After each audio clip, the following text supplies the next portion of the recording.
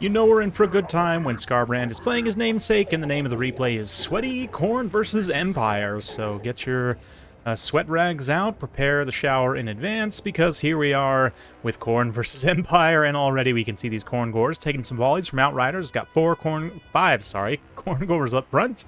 Scarbrand leading the way, Furies, and a couple of Minotaurs with great weapons for that sweet, sweet anti-large. Facing off against them, Karl Franz, the Emperor. And we've got three Outriders already popping some shots. We've got Altdorf Griphites and regular demi-halberds. Some state troops, looks like spearmen mostly. Yep, some shields mixed in there. And Empire Knights as well. So, it'll be quite the force. Looks like some Marauder Horsemen out there, way out to the left flank as well. And let's get things running. It is Conquest, so the Kite... Ooh, those Outriders actually getting some pretty good accurate volleys on the Khorne Gores. Their scatter shots not mattering so much when they're shooting big blocks of infantry. But yeah, that being Conquest means that Khorne could maybe try and just defend the objective here. But, ooh, just withering fire up close. Then Plague Penguin immediately pulls back. Some nasty Kite here. And it's definitely something that Khorne can be weak to at times. You see Scarbrand tags the Demis here with the Rage Embodied.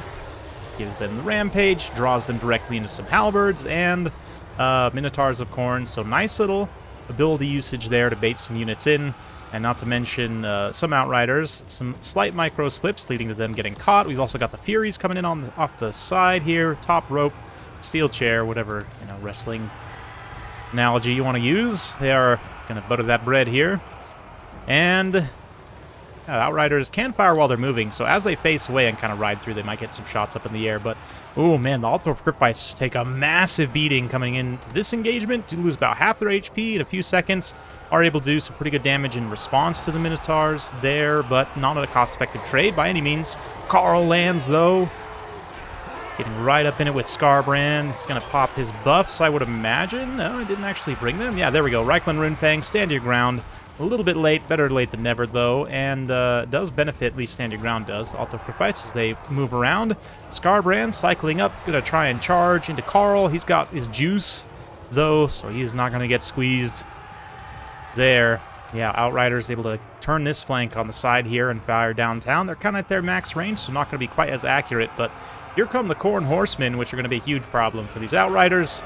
Their amazing melee stats means they can easily come in here and pressure the Outriders away. They'll throw some axes at him just for a good measure, but looks like the Demis detach, and they're going to come back here and keep some of the Marauder Horsemen, at least for now, at bay. See the Furies flying in a dread column. Scarbrand once more, tangling with the Emperor as we get these Horsemen. I like the Talea color scheme, I gotta say, quite a bit. For the Empire, that nice soft blue and white. It's pretty good. It is pretty sad, though. We'll likely never get Southern Realms in Total War Warhammer. Anyway. But the Outriders are continuing to be pressured here. Empire Knights trying to run around, screen whatever elements they can. We've got the Jade Wizard as well, putting down some heals. Karl does take a couple of big hits there, though. With even though he's got Galmaraz active, obviously not going to help out his defensive stats at all. I don't know, it doesn't look like he's actually doing attack animations back into Scarbrand, so he is losing the uptime of that Galmaraz, which is quite unfortunate. But the Outriders really doing some punishing work here, even though the Altdorf Griphites are done for. Yeah, we've still got some Furies alive, surprisingly, with how squishy they are. Scarbrand's been doing a great job keeping them alive, and now here's the backbreaker. As Karl's trying to get away, Rage Embodied pops once more. Karl is drawn into his own doom here, no doubt, in this combat. I mean, maybe we can see a wild regrowth to try and save things here, but I think Karl is truly hosed. Maybe, maybe not. Little stand your ground, little heal action. Going to screen through his spears after the passive runs out. Or, not passive, but active, rather, of Rage Embodied. Gets back up in the air and actually does not get killed there. So, and nicely done by Plague Penguin, the... Or is it just Penguin? Blood Penguin, Plague Penguin? I never know. Yes. It is definitely Bloody Penguin today, given the state of the battle and the fight against Khorne, but got more Khorne Gores moving through. Got some Marauder Horsemen on the low ground here. These Empire Knights having a saga all their own, just running around, fighting stuff out there in the open. Karl also gets hit by these Minotaurs, but He's got demi-halberds available for a very timely rear charge here. And they're going to come in and just slay what's left of these Minotaurs. I'd imagine that's the end for that group.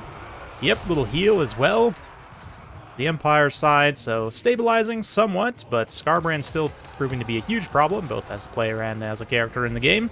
Right now, absolutely chewing up this Jade Wizard, which is not great. Edwin probably had some heals left in the tank, and so that is unfortunate. The successive attack animation is doing max damage, basically, and the caster loses like 3/4 of his HP in a matter of seconds. Outriders trying to hold screen through their remaining spears. Carl also charging these horsemen. Ooh, Demis do get a nice little screen there, and that's going to shut down that unit of horsemen. Khorne relentlessly moving through. And yeah, it does look like the Jade Wizard is done. The Outriders may choose to chase during this time. Their scatter shots are not going to be as accurate, shooting at Skarbrand, but they might be able to get some damage in, and certainly trapping Skarbrand on the edge of the map, away from all these supporting elements, rather, would be quite beneficial. He is running straight for the corner right now. But, yeah, Carl is ready for the hunt. He's got Outrider support. He's going to charge in, whiffs the charge, which is quite unfortunate. The Demis do move through. And I would imagine, yes, Outriders just straight terrify off the edge of the map, which is a little bit unfortunate.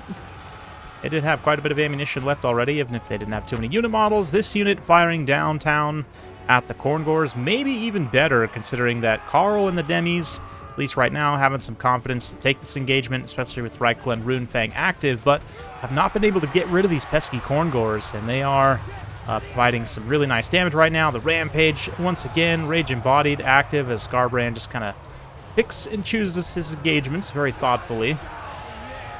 He's going to find Carl once more at the center of this massive blob of battle.